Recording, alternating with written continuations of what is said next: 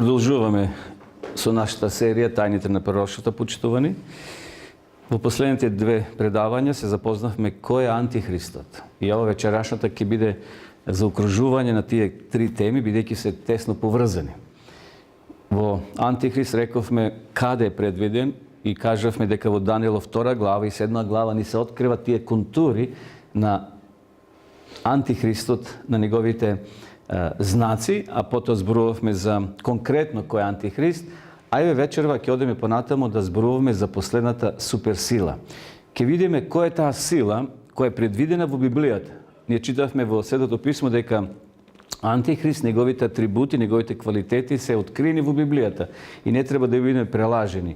А вечерва ќе одеме еден чекор понатаму и ќе видиме која е таа суперсила што Библијата пред 2000 години ја открила таа сила. И денеска ние ќе се осведочиме дека постои таква сила која на изглед е слична на јагне со два рога, меѓутоа позади неа, позади таа слика се кријат многу лоши или страшни работи. Но ние не треба се плашиме, бидејќи веќе ќе бидеме информирани вечерва, а Библијата тоа ќе ни го открие и ќе можеме со отворени очи и отворено срце да гледаме во таа суперсила, како ќе се манифестира, што ќе прави и како сатаната ќе делува преку таа сила. Но, ајде да се навратиме малце во историјата.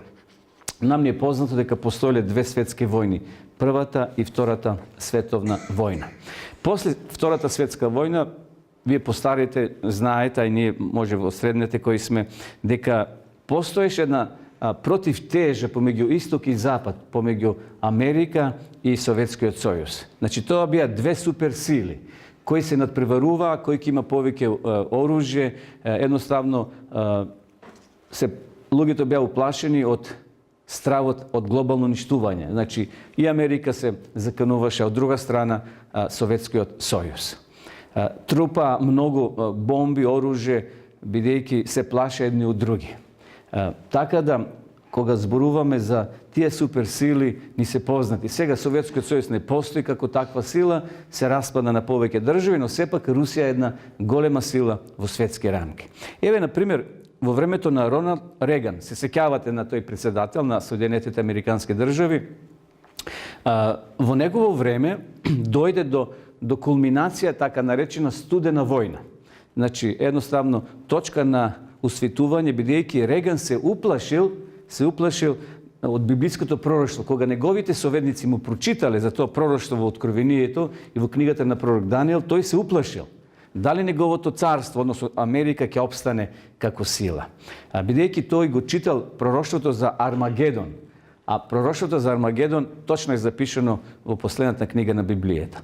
Тој помислил дека наскоро светот ќе дојде до крајот и ако брзо не се заштити Америка, односно тие закани, може Русија ќе дојде и ќе ги совлади, ќе биде доминантна сила. Председателот Реган во тоа време се обратил, јас се сеќавам, на телевизија дадоа, како Реган доаѓа во Ватикан, кај папата на разговор, на советување. Значи, тогаш беше папата Јован Павле II. Барал помош од папата и од католичката црква да му помогне на Реган како да ја зацрсти својата власт и да се спротивстави на Советскиот сојуз. Тоа се случило на 24 февруари 1992 година, значи не е тоа многу одамна. Списанието Times објавило статија под наслов Светата алијанса. Во оваа статија се зборува за тајниот состанок помеѓу папата и Реган во Ватиканската библиотека. Состанокот кој здружил две мокни сили во светот во еден стратегиски сојуз. Значи се сложиле католичката црква и Реган на чело на Америка да направат еден сојуз и да се спротивстават на Советскиот сојуз. Дали се сеќавате кој беше последниот председател на Советскиот сојуз? Оној со белегот на челото, на главата. Горбачов. Значи тој под голема присилба на Америка, односно на католичката црква, издействува да се потпише, односно да се распадне Советскиот сојуз. И тогаш се случила таа света алијанса. Значи Реган бил уплашен од пророштвото на Армагедон. На тој состанок Реган и папата се договориле да започнат тајна кампања со која ќе се забрза распаѓањето на комунистичката империја. Тогаш не само се разпадна Советскиот сојуз, и кој се разпадна? Тој Варшавски пакт, се сеќавате на тие источни држави кои има една голема сила, како што беа Чехословачка, Романија, Унгарија, сите тие беа во тој источен блок. Очигледно, гледате на тој тајн состанок, таа света алијанса се договориле да едноставно да се уништи комунистичката империја. Ова е едно од најголемите тајни алијанси на сите времења. Во таа статија понатаму се зборува за тоа како овие две сили ќе влијаат на Русија воено, економски и духовно преку земјите на источниот блок. Гледате, околу сите земји се распадна до крајниот исток горе, кој како бивши поранешни советски републики. И која е последицата? Пропаста на комунизмот и распаѓањето на Советскиот сојуз. Ние сме за тоа очевидци. Еве, тоа што го прочитав, овде може да го видите и на оваа слика. Значи, тоа е една од најголемите тајни алијанси на сите времења кај што е донесен заклучок да се сруши таа комунистичка империја. Од тоа време Соединетите Американски држави станале доминантна глобална сила на сите клучни подрачја на цивилизацијата. Ние ќе видиме малце подоцна како тоа Библијата го однапред кажала и како теолозите тоа го поврзеле многу убаво. И ќе видиме, самите ќе се сведочиме дека Америка е таа последна суперсила која денеска доминира и економски, и војно, и политички. Скоро секаде Америка има своја чизма ставено во светот, во секоја држава. Значи, политички, економски, културно, војно, технолошки и на сите научни подрачја. Значи, прочитувани, Соединетите Американски држави се најголемата глобална економија и доминира денеска на сите берзенски пазари во светот. Ако се раздрема економски Америка, пропаѓаат многу држави, зашто се тие како крвни садови врзани едни за други, за Америка. Значи, од политичка перспектива, Соединетите Американски држави се презели улогата денеска на светски полицаец. Знаете, Америка колку троши денеска на војната индустрија, на вооружување? Многу. Тоа се билиони долари.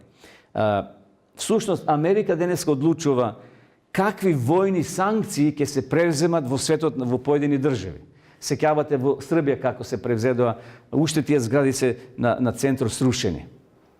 Испуштени гранати, бомби од Италија и паднале во наведување сателитски, секако и уништени се седиштата на војните згради во Америка. Значи, Америка денес како посека една држава да ја уништи, ќе ја уништи. Зашто располага со многу голема војна сила. Дали библиското пророштво ги навестува настојувањето и владењето на Соединетите Американски држави? Дали, почитувани, Библијата ни открива некои знаци? Ние вечера ќе се осведочиме колку Библијата е верна, колку е точна. Дали Библијата во Соединетите држави гледа само сила за добро или за зло? Какво влијание ќе има глобалната влада на светските религии? Дали повторно ќе дојде до верско прогонство? Ние знаеме во средниот век, ако читате мимо Библијата, земете некоја историска книга од библиотеката, ќе видите колку христијаните били прогонувани, колку милиони уништени. Јас спомнав пред некој петок кога зборувавме дека повеќе луѓе се уништени од верски причини отколку Хитлер за време на Втората световна војна. 150 милиона се претпоставува дека се убиени луѓе христијани само затоа што не сакале да ја следат актуелната тогашна црква. Сакале да одат по тесниот пат, сакале да му служат на Господа. И затоа овде прашање, дали повторно ќе дојде до верско прогонство? Дали повторно христијаните ќе мора некаде да се повлечат, зашто ќе немаат услови да својата вера ја искажуваат на еден отворен начин. Откровение 13 глава предвидува две суперсили од Христовото време до крајното време. Значи, ова глава е многу интересна. Последната книга на Библијата, Откровението, 13 глава, зборува за тие две сили кои ќе се појават и ние малце подосна ќе ги прочитаме. Ајде да видиме првиот звер.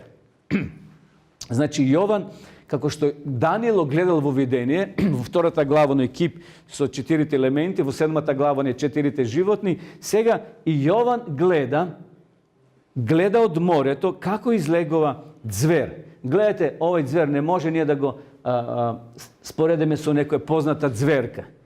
Гледате колку има глави, kako izgleda i Jovan ne može da go opiše. Ajde da vidimo što pišува tamo vo Откровението 13 глава. Значи, рековме дека Америка ќе биде и веќе станува доминантна сила глобална на сите клучни подрачја во нашето општество, односно во светот. И застанав, Јован сега пишува, на морскиот песочен брег и видов како од морето излегува звер со 7 глави. Веќе спомнавме, водата што представува? Народи, земја. Јован гледа дека од земја, тој вели го гледа како море, меѓутоа излегува звер. Тој немал зборови со кое животно да го спореди. Овој животно колку имало глави? 7. 10 рогови. На роговите негови имаше 10 круни, а на главите негови богохулни имиња. Наистина, нешто чудно Јован овде зборува. Што е тоа? Што е тоа што Јован го гледа? Ние вечера ќе откриеме 8 клуча ќе имаме, за да ја отвориме бравата или бравите за тоа да го разбереме. Еве, повторно овде, значи, препишан стих. Има 8 посебни клучеви кои ќе ни помогнат да ја откриеме, да ја насочиме нашиот поглед, значи, кон нова политичка сила. Едно почетно истражување разоткрива интересна споредба меѓу овие зверови и силата на Антихристот во 7 глава на книгата на пророк Данијел. Значи, како што рековме, она четвртото животно, што Јован не можел да го, односно Данијел да го спореди со некој познато животно, тој видел исто така 10 рогови. Рековме дека 3 рога ќе се откорнат, еден ќе излезе мал, тоа го зборувавме минатиот петок, минатото предавање. Нешто слично Јован гледа. Значи, ајде се вратиме на текстот. И застанав на морскиот песочен брег и видов од морето излегува звер со 7 глави и 10 рогови. Што е тоа што ние треба да го разбереме? Излегува од морето. Рековме, морето е символ, кога зборуваме во пророчки рамки, тоа е символ за густо населено подрачје. Значи, од народот ќе излезе таа зверка и ќе има 10 рогови и ќе има богохулни имиња и ќе направи нешто што подосна ќе го читаме. Ќе говори богохулни зборови против Бога. Гледате, таа сила излегува од густо населено подрачје, зборува хулни зборови против Бога, ќе го прогонува Божиот народ, така пишува, ќе владее 1260 години. Таа бројка неколку пати и вечера ќе ја спомнеме, зашто е многу важно да ја разбереме.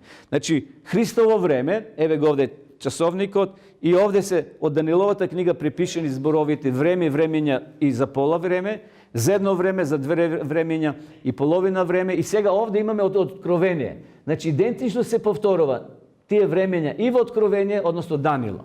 И рековме едно време колку значи? Колку години? 1 година, така? 2 времења, 2 години, половина време, половина година.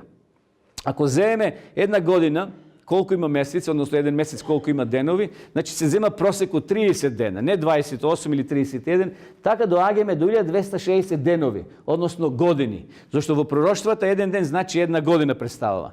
Така да ова сила ќе владее 1260 години. И не рековме минатиот пат дека папата добил смртна рана 1798 година, така? А 1929 година Мусолини му е враќа власта на папата. Раната е зацелена. Тоа малце подосна уште еднаш ќе го кажеме за да ни биде појасно. Значи ќе владее таа сила 1260 години. Еве ги тие клучеви. Значи излегува од морето, ќе го прогонува Божиот народ, ќе зборува хулни зборови против Бога. Значи, таа сила ќе се нарече Бог. И папата која ќе седне на престол денеска, на столот папски, тој се смета дека е непогрешив, може да простува гревови, може да кажува и да менува закони, односно да го менува Божиот закон. А тоа право почитување никој не му го дал. Но ето тоа е проречено. Ке владе, рековме, 1260 години. Како што владееше и Антихристот, кој го спомнавме во минатото предавање. Еве ова слика позади ни го означува, значи ни означува Рим. Интересно, во текот на историјата многу познати теолози и научници го својот поглед насочиле кон папата кога зборувале за Антихристот 2. Рекоме дека Антихристот е тој прв звер кој е откриен во Откровение 13 глава. Јан Хус тоа го кажал. Вилијам Тиндел, Исак Нјутон, Џон Весли, тоа се луѓе теолози кои читале Библијата и едноставно ги гледале знаците токму во папата кој Библијата ни ги открива. Кои други особини може да се препознат на првиот звер? Добива сила и авторитет од аждајата. Ние подосна ќе видиме кој тој аждај. Значи, добива сила. И змевот му ја даде силата своја. А кој е змевот? Ѓаволот. И му ја дава силата и престолот свој и голема власт. Значи, таа сила ќе добие, односно таа појава што ние вечера ќе откриеме, добива голема сила и власт над оваа земја. Значи, аждајата е символ за ѓаволот. А ѓаволот често почитувани се служи со паганските народи. Овде наоѓаме дека аждајата дејства преку паганскиот Рим. Тоа совршено се вклопува во пророштвото на Откровение 13 глава, зашто токму паганскиот Рим ја предал својата сила, престолот и власта на римската црква. Паганскиот Рим, значи римјаните не верувале во живиот Бог, тие биле паганци, верувале во своји измислени богови, но својот авторитет и својата власт му ја предават на римската црква, односно на римската власт подоцна. Аждајата, еве овде го имаме, е символ на ѓаволот, а ѓаволот често се служи со паганските народи. Тоа совршено се вклопува во пророштвото од Откровение 13 глава, зашто толку паганскиот Рим ја предава својата власт и сила. Понатаму, тоа ќе биде глобална сила. Значи, воопшто ќе биде по целиот свет опфатено, не само поедини делови во светот, туку ќе има влијание на целиот свет. Се зачуди целата земја и тргна под зверот. Гледате сега. Земјата е символ на луѓе исто кои живеат. Луѓето ќе го прифатат тој звер и ќе тргнат по него и му се поклоне на змевот кој му беше дал власт над зверот. Интересно, гледате овде сликата. Значи, тоа е во ликот на папството, односно на папата. Интересно, овде гледаме како полека библиското пророштво се исполнува. Зборот католик, знаете што значи? Тоа значи универзален. Католичката црква е универзална по цел свет. Сеопшта е. Ги има во сите држави католици во светот. Не има подобар пример за универзална сила од католичката црква. Оваа црква се е присутна практично кај секој народ на земјата. Колку е почитувани Библијата верна и точна. Но Библијата зборува дека таа сила ќе пресекне, ќе пресуши еден ден. Значи, силата која располага католичката црква на чело со папата, еден ден ќе изгуби својата сила. Кога тоа ќе се случи? И видов дека една од главите негови како да беше смртно ранета, но таа смртна рана му се заздраве. Значи, предвидено дека таа сила, папата еден ден ќе биде фатен и ќе биде однесен во робство, односно во затвор, и тоа се случило.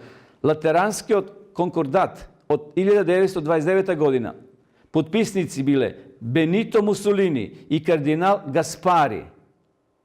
Повторно, 1929 година му се враќа власта на католичката црква, на папата во Ватикан. Овде пише дека ќе добие смртна рана, но и ќе заздрави. Значи, 1798 година папата бил одведен во робство и му била одземена политичката власт и верска власт. Нема апсолутно никаква власт. Но 1929 година Мусолини со декрет ќе му ја врати власта на папата. И денеска спомнавме минатиот пат, Ватикан, колку рековме, 40 хектари подраче, мало пространство е, ама Ватикан е центар на верската власт, дури на политичката. Сите председатели пред да застанат, да влезат во своите кабинети, одат кај папата, да добијат благослов и упатства како да управуваат со своите држави. Значи, 29 година, во минатиот век, Мусолини му го враќа авторитетот на католичката црква и бил склучен договор помеѓу Ватикан и Италија тогашна. Односно, му се враќа повторно власта. И денеска, почитувани, сите верски водачи, па и политички водачи одаат во Ватикан на советување. Рековме, ја губи власта во еден момент, но подосна повторно му се враќа. Еве го цитатот да го читаме заедно. Папството се здобило со смртна рана. Таа година, верувам, ќе ја запаметиме, зашто често ја спомнуваме, 1798 година. Но запаметете ја, зашто овде ќе видиме pošto je važna ta godina za Ameriku? Pošto je važna? Malce podosno, možda ne ste čitali istorija, no kada podsjetam, 1798. godine Amerika stanova država. To već usvojio ustav. Interesno kako se ti podudarat godini. Vatikan, katolička crkva gubi silata v ta godina, v to vreme, a Amerika ispliva na površina. Interesno. Ovdje mi ponatamo. Papata je odveden v ropstvo i koga mu je odzemena seta politička vlast. 29. godina Mussolini i rakovodstvo na katolička crkva sključile spogodba su koja na Vatikan mu je vraten politički status. Evo, gledate, počtovani, koliko je Biblijata verna i točna. Ponatamo, ta sila je religiozna sila koja prima obožavanje. A kogo nije treba da obožava jedino? Bog. Čovjek ne treba da se obožava. Nije sme site smrtnici. I ke mu se poklonat site zemni žitelji. Vidite, site. Zbor od site ofakja pogolem broj na luge. Ke mu se poklonat na ta zverka, na ta sila. I to navistina se slučuva i deneska. Deneska postoji samo jedna sila koja može da ja identificirame, odnosno da je sporedime su silata na papstvoto. To je zver ne svetovna ili demokratska vlast. Političarite nikoj ne gi obožava. No zato, papata koga obožava? Pa site, gledate, sve koje nedela tamo u Vatikan pred Petrovata crkva ima jedan golem ploštat, stotici iljadnici ljudi dovađat od cel svet, da go slušnat glasot i da go vidat papata. I koga odi toj v misa, odnosno v poseta na razni državi, pa ima pogolemo bezbeduvanje nego jedan političar ili predsjedatelj na nekoja silna država. Ljudi to go obožavat poveke papata nego li samite političari. Postoji samo jedna jedinstvena sila koja se vklopuje v site ključivi, a to je papski Rim. Ova super sila vladela so svetot nad 1000 godini. Igrala značajna uloga v oblikovanju to na istorijeta na svetot. To je prvi od zver, go spomnofme dosega. Biblijata zborova za vtor zver. I ovan gleda deka izlegova i vtor zver od moreto. No go gleda kako jagne. Gledate ova jagne, što ima na glavata? 2 roga ima. Što predstavlja rogot? Zašto 2 rokčinja gleda Jovan na glavata od ova jagne? Ajde go pročitame i tretoto prašenje za večerva. Kako glasi početnjut opis na silata na vtori od zver? Eve, Jovan go zapišao. I vidov drug zver. Prvi od zver imaše 7 glavi, 10 roga, sekjavate. I сега odime na vtoroto životno. Vtori od zver, kako izlegova od zemljata. Zemljata što predstava? Povtorno narodi. No, to imaše 2 roga, kako jagne. I zboruvaše kako zmev. Kako može jagne, a da zboruva kako zmev? Kako zmev, kako aždaja. Vidite, nekoj može da se izlaže. Nije, pretežno, ja gledam fasadata na čovjeka, na dvorešnost. A da li go gledame srcето? Ne, to samo Bog može da go kaže, da go čita. Ovije raboti što gledame сега na slikava, znači gleda Jovan od zemljata, ne od moreto. Ima ovdje razlika. Prvo to život od kada izleze? Od moreta, od vodata. Moreto je simbol na gusto naseljeno naselenije. Zemljata je zemlja kaj što nema mnogo narodi. Znači ova životno izleze od situacija ili od mjesto kaj što nema mnogo luge, nema mnogo žitelji. No ki biti interesno, ki izgleda kako jagne, ki ima 2 roga, no ki je zborova kako zmev. 3 glavni ključa u ramkite nova proroštva ni возможува da ja otkrijeme i vtorata nacija. Mnogo teolozi vjeruva дека станува збор за Соединетите американски држави. Значи, ова јагне го символизира или ја символизира Америка, која во тоа време ќе биде откриена и ќе почне да се засилува верски и политички. Ајде да ги кажеме клучевите за ова јагне.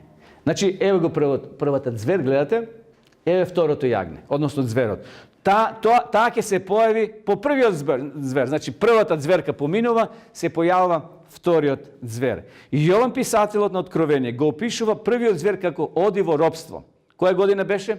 1798 година. Запамтете таа година. Првата зверка оди во робство. Значи папата е затворен, губи и верски и политички. Тоа се случило 1798 godina, koga papate je odnesen v zarobeništvo, a na papstvo mu je odzemljeno всекаква политичка власт. Јован сега гледа друг звер како излегува од земјата, новата сила ќе почне да се појавува во исто време кога првиот звер ќе поминува или минува низ искуство на пропагање. Гледате каква спротивност. Овој звер ка пропаѓа, на чело символот неле папат, оди во робство, а се појавува таа година нова сила, ново животно, налик на јагне со два рога, но зборува како зме. И сега еве неколку години да ви спомнам. Соединетите американски држави, почитувани, знаете кога е прогласила својата независност? 1776 година. Значи 1798 папат оди во робство, неколку години пред таа година Америка прогласува независност. Тие го прогласили својот устав 1787 година. И го прифатиле законот за човечки права. Знаете Америка колку има закон за човечки права. Затоа сите од Америка ни доаѓаат ни солат памет. Овде вели нема човечки права, кај нив има. Тоа се случило 1791 година. Тие донеле закон за човечки права. Но сега за нас е многу важно. Се подудара со ова година 1798. Што се случило во Америка? Таа година 1798 година, Соединетите американски држави биле меѓународно признаени како нација и се појавуваат како светска сила.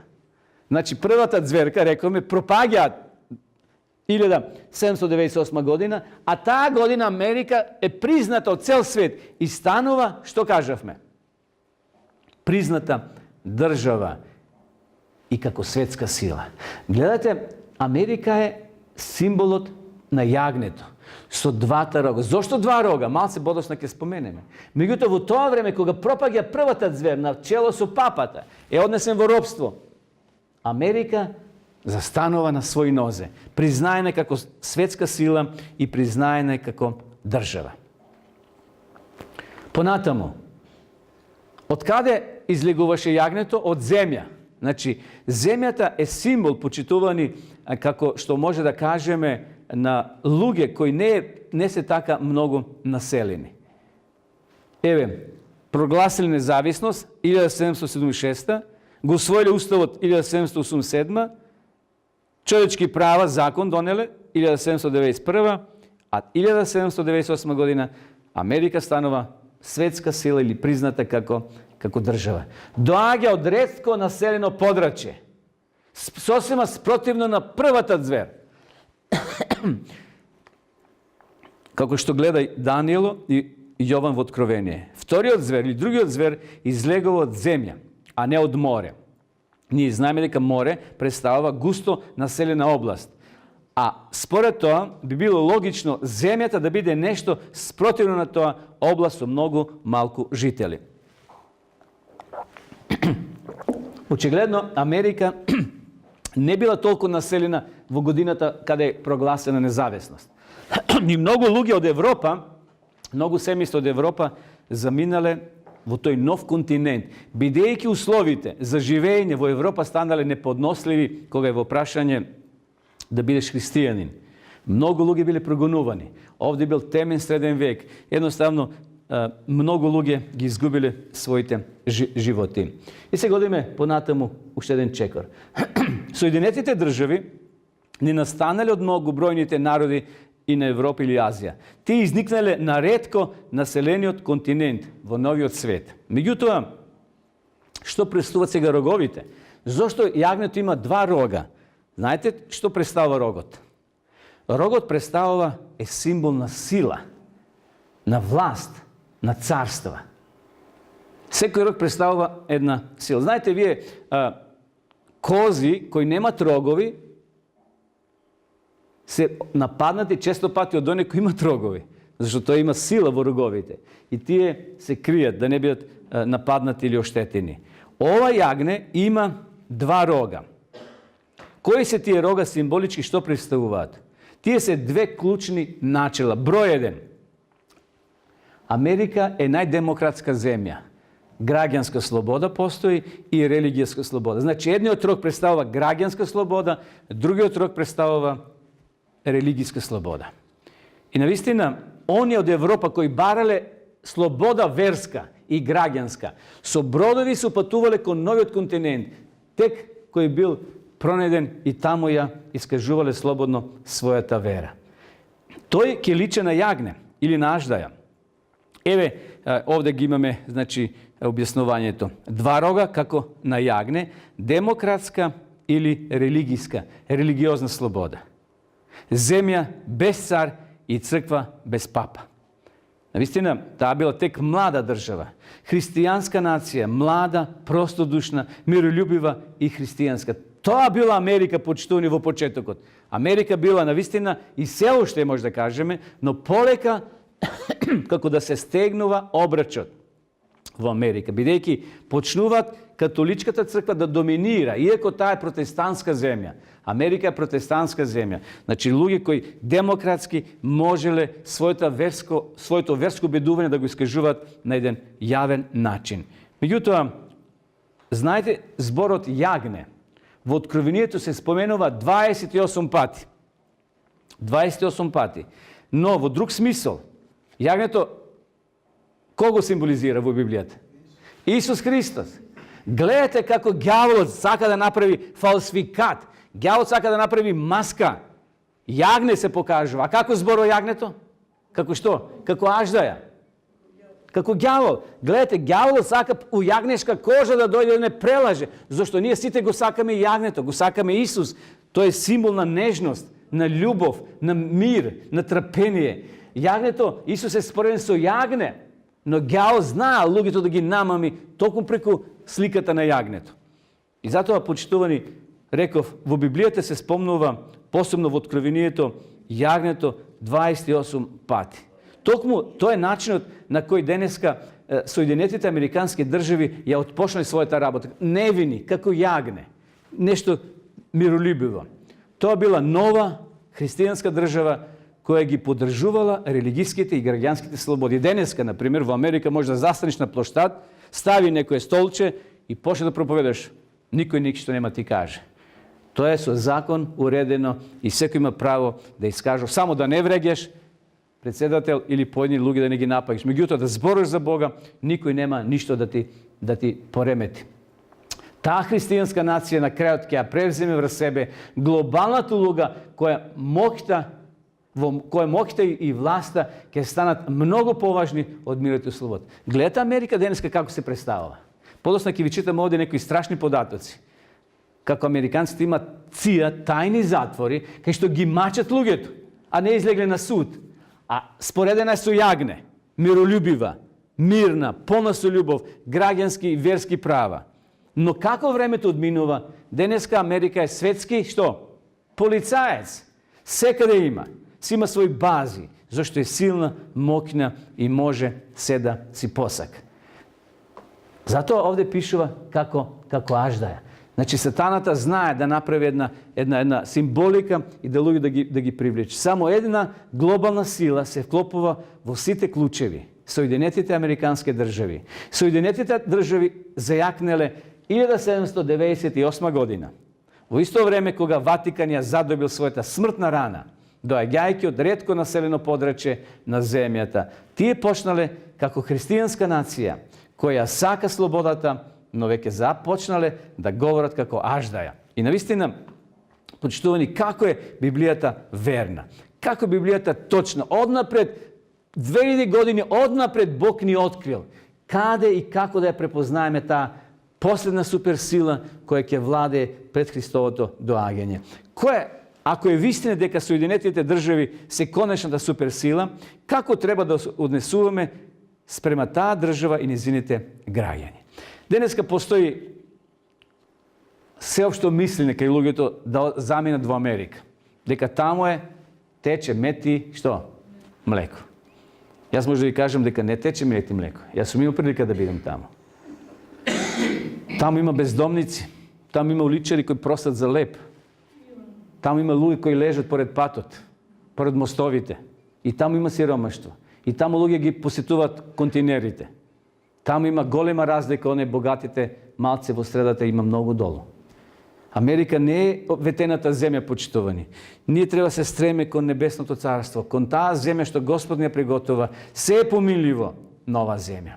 Соединетите американски држави, да, тие се благослов од Бога. Во тоа време Бог ја открил таа држава преку кој беше? Кој ја откри Америка?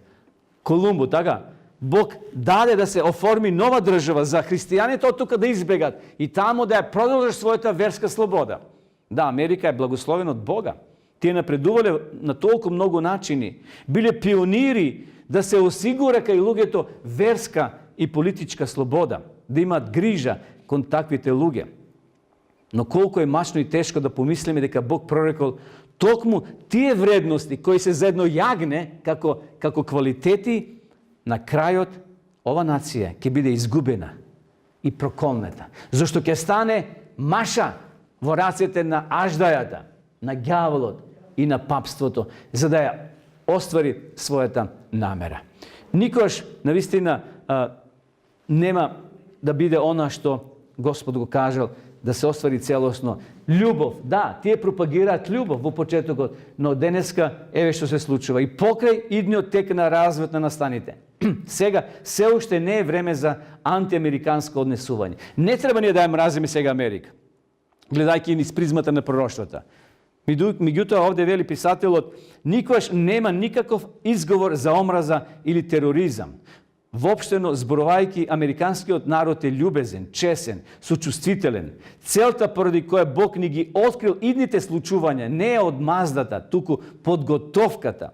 Бог сака да воспоставиме жива врска со Него, пријателство кое ќе не оспособи да одолееме на секако физички, духовен или емоционален предизвик. Значи, не е ова предавање да ја замразиме сега Америка. Ние само се информираме, да знаеме што не очекува утре ако дојде некој закон од Америка да се слави погрешен ден, а тоа ќе се случи. Со декрет напишан и државите, владите мора да го прифатат. Зошто мора да играт како тие што свират по тие ноти, зашто се силни и мокни. И затоа ова писател вели на ова тема, не е наше да ги мразиме луѓето. И там има добри луѓе, но раководството ќе донесе таква одлука кој ќе ги спроведе тие закони против Божиот народ. Одиме понатаму. Што ќе сторат Соединетите држави кои ќе стекнат голема мок? Ја извршува сета власт на првиот звер. Гледате, вториот звер е јагне, ја врши власта или слуша што му зборува првиот звер во негово присуство и ја присилува целата земја и низините жители да му се поклонат на првиот. Гледате сега, јагнето, рековме Америка, ќе врши присилба на целиот свет, на луѓето, на тебе и на мене, да се поклонат на првиот звер и да му се поклонат на првиот звер, чија смртна рана се беше исцелила. А кој беше тој смртна рана? Папата, папството. Значи, втората звер, јагнето, ќе не натера со сила да се клањаме на првиот звер, кој доби смртна рана 1798 година, а 1929 година исцелување. Повторно задобива сила, власт и авторитет. Така да, гледате, почитувани, како е тоа тесно поврзано. Глобална доминација. Значи, ова сила во лик на јагнето ќе има глобална доминација и авторитет. Мешавина на политика и религија. Тоа е многу опасно. Нашата земја, Македонија, е секуларна држава. Државата, односно црквата, е одвоена од политиката, од државата. Така е по законот. Но, на жалост, во пракса не е така. На многу собири, на многу државни настани, кого гледаме во првите редови? Представници на верските заедници, така. Што барат тие таму? Ако црквата е одвоена од државата. Црквата си има своја политика, си има своја цел да го едуцира народот, да верува во Бога, да му ги објасни библиските правила и настани. Зошто таму да сечат ленти и тие да доаѓаат, кога нашата земја по уставот секуларна и одвоена црквата од државата? Факт е дека ниедна друга нација не била доминантна културно, економски, технолошки и војно во историјата на светот од времето на Римската империја. Се мисли на Соединетите американски држави. Библијата порекнува дека Соединетите американски држави ќе склучат сојуз, алијанса, како Реган што бил кај папата Јован со папството, тоа ќе доведе до поврзување на црквата и државата, зашто ќе овозможат целата земја и жителите нејзини да му се поклонат на првиот звер, чија смртна рана се беше исцелила. И нешто што ќе се случи конечно, почитувани. Конечно, глобално прашање ќе биде број 1. Кога е во прашање богослужението. Кога народот христијански ќе обожава Бога? Во кој ден? Првиот или седмиот? Тоа ќе биде главно прашање. Сега се уште демократски во Америка и овде. Може ниту еден ден да обожаваш, а може сабота да обожаваш, односно да ја славиш или недела. Но сетот ќе се подели токму на денот на обожавање. Многумина ќе се покорат на државната религија и ќе го обожават првиот звер. И ќе го примат белегот. Ние ќе зборуваме за белегот во следните предавања. Тоа е следниот петок. 2 март, белегот на зверот. Ќе видиме што е тоа белег.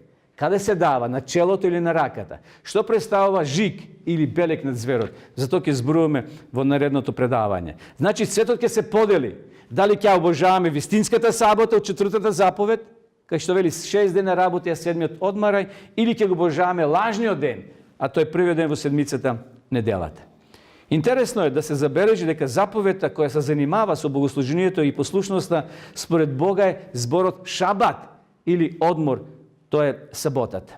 Кога денеска би се издал закон, декрет, да се вратиме на Божиот закон, да ја празнуваме или саботата или неделата, нема почитувани трета опција.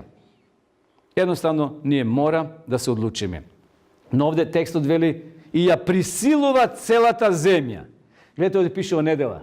Значи, ќе дојде од Америка декрет, правило, закон, напишан од А до Ш, како што било 321 година од цар Константин, напишан декрет, ударен печат со неговиот прстен. Никој не сме да работи во првиот ден на седмицата во неделата. Кој ќе биде фатен да ќе работи, ќе биде затворен и ќе плати голема глоба. Ќе дојде наскоро таков декрет. И овде пишува и ја присилува целата земја и жителите нејзини да му се поклонат на кого? Повторно првиот звер, гледате. Вториот звер е пион во рацете на првиот звер. Денеска првиот звер како да е за завеса, воопшто како да не се појавува.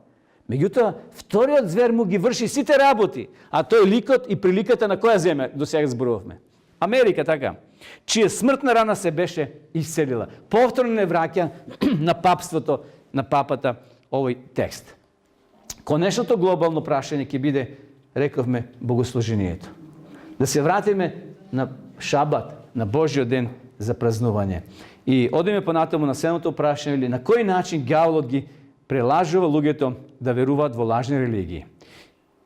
Да, тука најмногу паѓаме сите. Гледате ова слика. Човек лежи, а душата како да му оди во рајот или во пеколот. Денес кога стоевме таму да делиме ове трактати и книги, разни луѓе доаѓа и со еден спомнавме за смртта. Имаме она брошурка, знаете, што се случува после смртта. Не вели јас таму кој ќе отидам, не знам, тука да си поминам, таму не ме интересира. Па викам, токму тоа пишува во тоа книже дека таму нема ништо сега. Кога човек починува, оди в земја и престанува да постои. Ке дојде ден кога ќе има повторен живот, но тоа е во Исуса Христа. Така да гледате што се случува. И правеше големи чуда, па дури оган симнуваше од небото. А кој симнуваше оган од небото? Кој пророк на Божја заповед, на Божја молба? Илија, сеќавате? Кога Бог пушти оган и неговата жртва натопена со неколку тона вода, зоврела, како бензин да сипал. Но ѓаволот ќе го имитира тоа. И што пише води? И ги имаше земјите жители со чудата. Пардон, и ги мамеше земјите жители со чудата, што му беа дадени да ги врши пред зверот.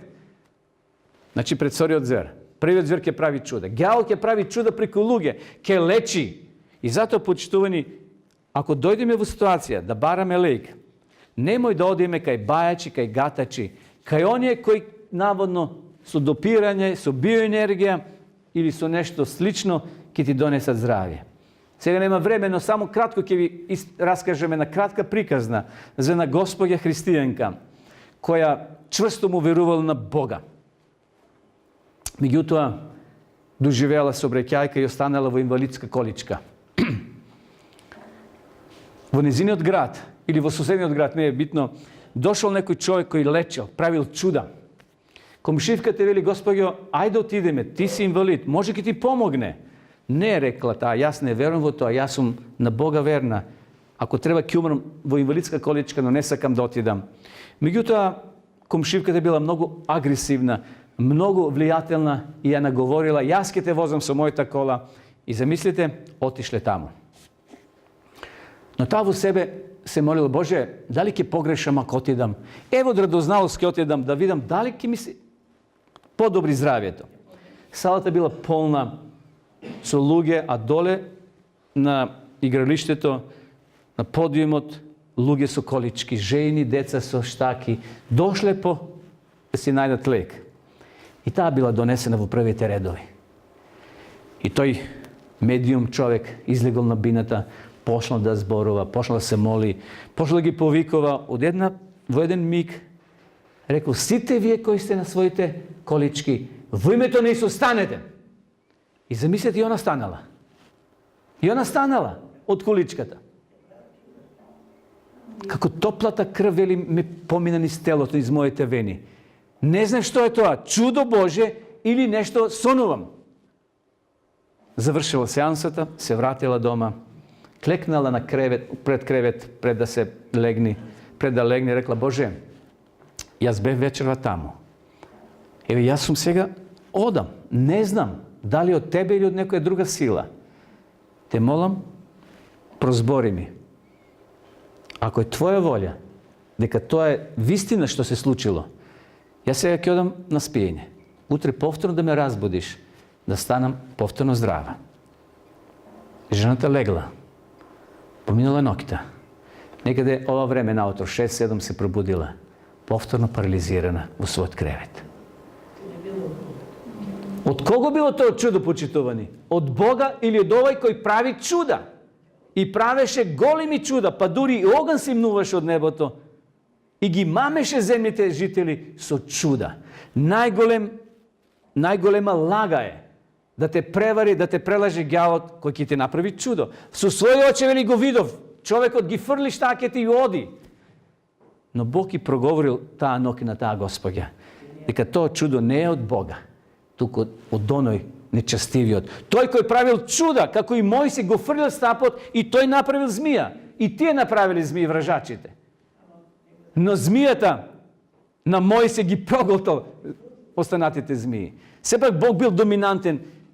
I zato, braki i sestri, dragi prijatelji, ne treba da se lažem počuvati. Gjavot je pravi čuda kako vreme to odminova. Lažni religijski budinjak je se slučuvat vo svetот.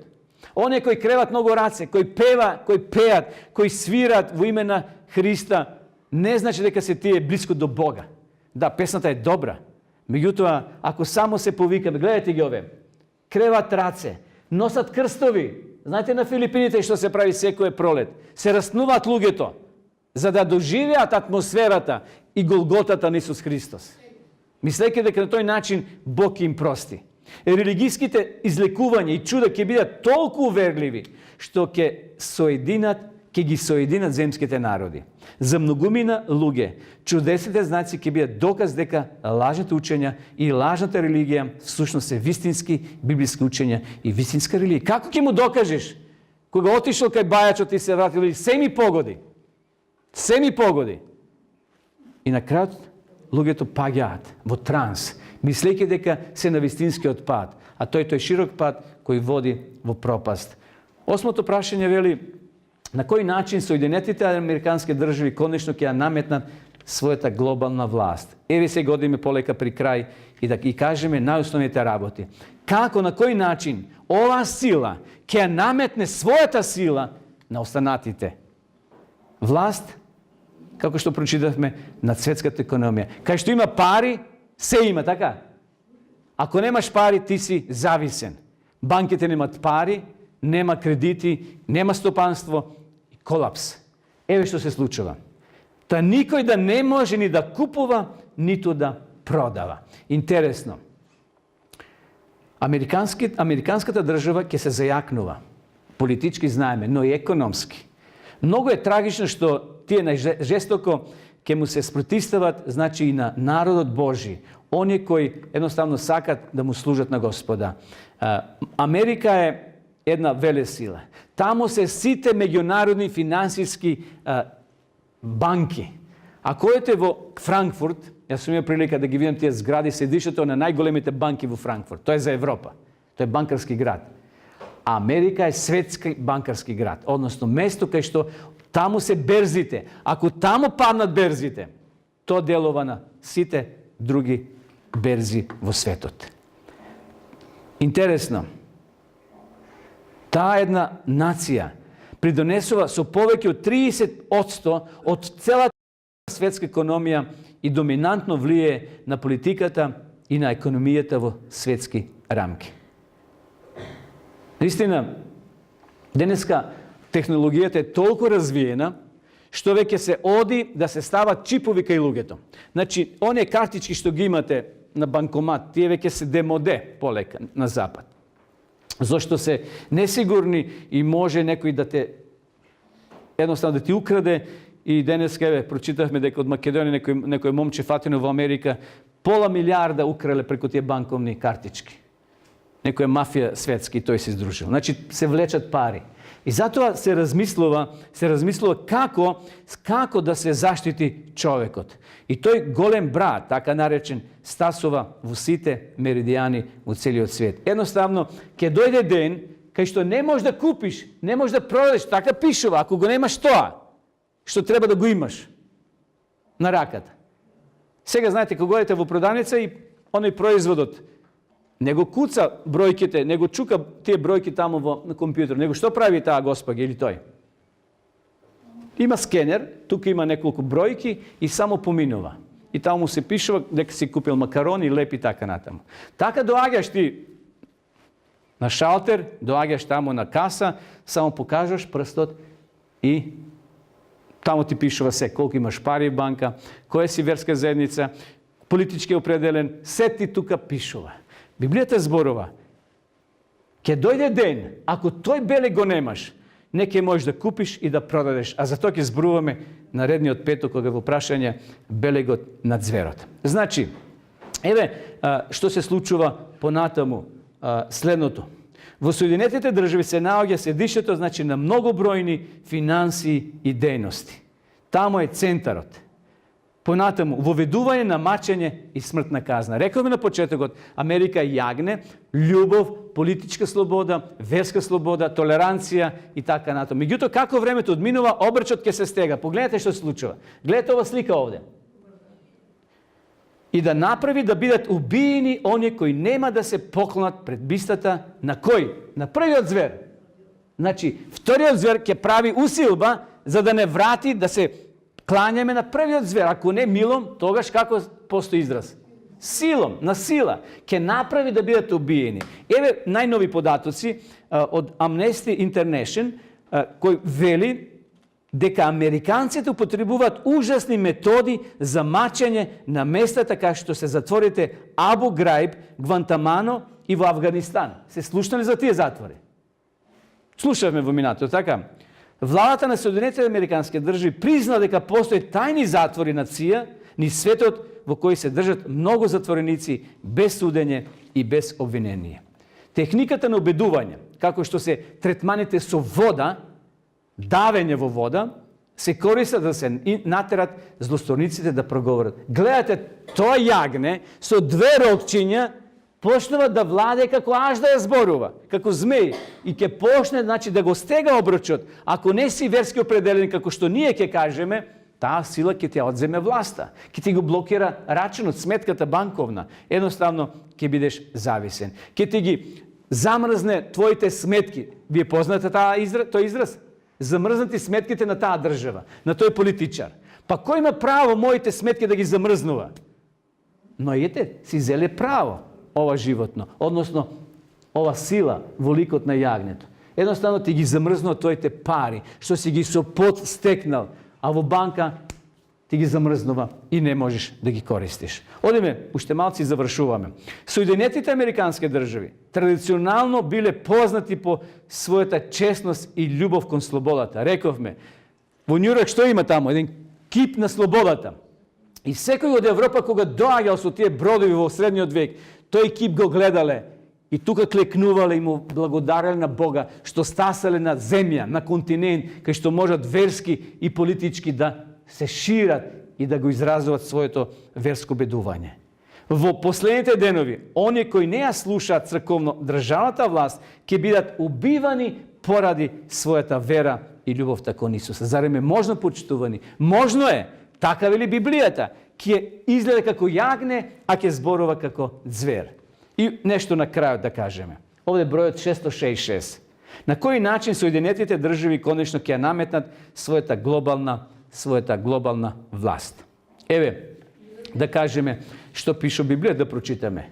И ќе направи на сите, мали и големи, богати и сиромаси, слободни и робови, да им се стави белек или жик на десната рака или на челото нивни. Како власта ќе зајакнува во Америка, многу е трагично што оние кои се спротивставуваат на таквиот начин на владење ќе бидат прогласени како еретици и непријатели на државата. 13-то поглавје или глава на Откровение завршува со тоа што обете суперсили, значи и Соединетите држави и папството, истовремено го достигнуваат врвот на својата моќ. Тоа ќе доведе до воведување на жигот над зверот. Библијата вели дека доколку го примите жигот над зверот, ќе бидете сигурни од прогонот на властите, но нема да бидете сигурни пред Бога. Значи, мора да одабереме, почитувани. Зошто токму на десната рака и на челото тој жиг ќе се стави, или белек? Раката е символ за работа. Дали не ќе го прекршиме Божиот закон, четвртата заповед, ако работиме во сабот? Зависи од нашата рака. А зошто на челото? Па овде е центарот на нашите мисли. Тука донесуваме одлука дали ќе работиме или нема да работиме. Дали ќе му веруваме на Бога повеќе или на оваа сила. Затоа пишува овде. Бидете сигурни од прогонот на властите, но нема да бидете сигурни пред Бога. Ако го одбиете живот на зверот, ќе бидете сигурни пред Бога, но незаштитени пред властите. Во толку тешко време, важно да бидеме послушни на Бога, а не на човек. Пише во Дела 5.32. Почитувани, на кого ние повеќе ќе му веруваме? На Христа или на големиот брат? Што можеш да сториш за да бидеш сигурен дека нема да им се придружиш на оние кои се непослушни спрема Бога? Јас сум лозата, вели Исус, а ние сме прачките, вие сте прачките. Кој е во мене и јас во него, тој ќе даде многу плод. Не треба се плашиме, почитувани, за она што следува пред нас. Бог ќе биде со својот народ. Единствен начин да му станеме верни на Бога е токму да продолжиме да одиме по неговите стапалки. Тоа значи да имаме постојана, секојдневна врска со Бога по пат на молитва. Тоа никој не може да ни го одземе. Може да не затворат, може да не прогонат, но таму во тоа место, 1 на 1, метар на метар или 5 на 5, таму ти имаш врска со Бога по пат на молитва. Може да те луѓето отфрлат, може да те игнорираат, но молитвата е клучна во целото ова подрачје на кое денеска ние зборувавме, дека молитвата може да не одржи и да не заакне, да не паднеме и да не се поколебаме. Да продолжиме, значи, да го следиме Исуса. Кое ветување му патено на оние кои се прогонити поради Христос и поради неговата праведност? Ветување. Блажени се гонетите заради правда, бидејќи нивно е Царството Небесно. Значи, ако си прогонет, не мора физички, може и со збор, може и со ум, може на било кој начин да не прогонат. Бог вели над нив, на таквите ќе биде Царството Небесно. Исус еден ден ќе се врати. Тој ќе дојде по своите. Но дали ќе те најде тебе и мене, зависи од нас. Нека Господ ни помогне да навистина останеме на патот, без разлика што таа суперсила е предвидена и не треба се плашиме зашто Бог е на таа сила. Бог ги држи се уште конците на станите и тој насо ќе се појави. Алберт, односно Александар Нобел, поминал 22 години во затвор затоа што имал измислено обвинение за заговор против кубанските власти. Постои книга Умречу слободен, ќе умрам слободен, така се вика книгата. Стражарите го мачеле, го изгладнувале и го држале долго време во самица. Го ставале во едно буре или метар на метар, односно колко е широк човекот во една просторија, не може да свртиш лево ниту десно, само стоиш вака, а озгоре капка вода на мозокот и капка. А рацете не може да ги кренеш да се одбраниш. Значи мораш вака да стоиш со часови. Но сето тоа тој го издржал. И еве што се вели во овој пример. Барале од него да се откаже од Исус Христос. 22 години жена му се развела. Не можел да чека да се врати од затвор. Се премажила. Тој останал верен на Бога во тие кубански затвори. Меѓутоа, ако ја читате неговата книга, малце поголема, тој проповедал во разни кели одел, во разни простории им зборал за Исус, ги храбрил дека Исус ќе им помогне. Имало многу политички затвореници во тие затвори. Најпосле, кога одбил да работи во сабота, го фрлиле во еден одводен канал. Ѓубре. Цела седмица бил таму меѓу ѓубрето. Но Нобел му пел химни на Бога, иако до врат бил заглавен во отпадоци. Кога Джеси Джексон, американец, човек кој се бори за правата на луѓето, верските права, успел да издействува да го пуштат на слобода во средината на 80-те години од минатиот век. И во неговата книга тој патува во авионот и овој господин Джексон оди со него. Меѓутоа да скратам. Александар најпосле станал слободен човек. Остатокот својот живот го поминал говорејќи на луѓето за прекрасната љубов на Исуса Христа. Каква поука можеме да извлечеме, почитувани, од овој пример? 22 години служил во затвор за своето верско убедување. Останал верен, не подклекнал. Можел да потпише, се откажам во Бога, а во срцето си верувам. Но не е тоа исто. Не. Тој рекол, јас сум верник на Бога, па макар и подцена на мојот живот. Жена му се премажила, кога се вратил од затворот, отишол дома, видел друг човек. 22 години поминало. Но тој својот живот, кој го имал подоцна, го предал на Христа целосно и зборувал на луѓето за големата Божја љубов. 3 работи на крајот да повториме. Првиот звер од Откровение 13 глава е иста како малиот рог на Антихристот од 7 глава на книгата на пророк Данијел, папскиот Рим. Вториот звер од Откровение 13 глава е последната суперсила во историјата, Соединетите Американски држави. Клучно прашање за нас, околу кое ќе се подели светот, ќе биде прашањето за богослужението, поврзано со послушноста. Кој ден ќе обожаваме, почитувание? Оној ден кој има жик или оној ден кој има благослов од Бога? Седмиот ден е посветен, а првиот ден не е посветен. Не е исто. Деновите се исти од 24 часа, но во тој ден имаш радост, имаш благослов во седмиот ден, а во првиот ден нема ништо. Тој е обичен ден, како и останатите денови. И сега лични прашања, дали сме загрижени за иднината? Да, но ако одиме без Бога, ако одиме без Библијата, ако следиме погрешно, ако го следиме Христа, не треба да бидеме загрижени. Што би направил кога твојата влада би побарала да направиш нешто што се противи на Божите начала? Дали ќе подпишеме капитулација и ќе останеме верни? Во една книга, еден духовен писател вели, на Бога му се потребни такви луѓе, како што е магнетната игла, верна кон својот пол, кон север. Знаете, оној компасот. Како да го вртите, иглата покажува секојаш кон север. Понатаму продолжува.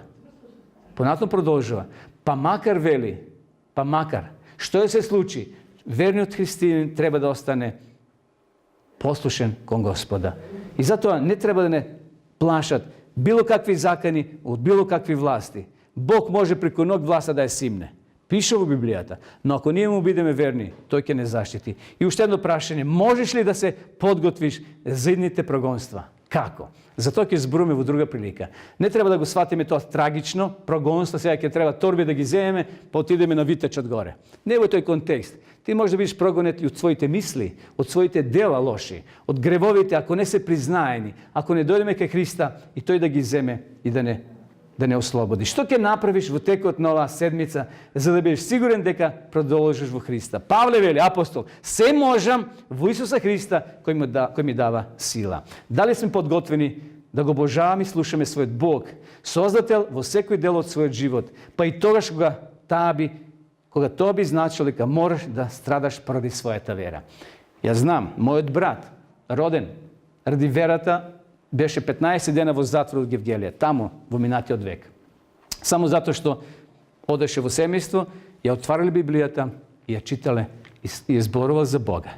Меѓутоа, душниците го обтужиле во полиција и дошле инспекторите и беа обтужени со домакинот на таа куќа 15-20 дена во затворот во Евангелија.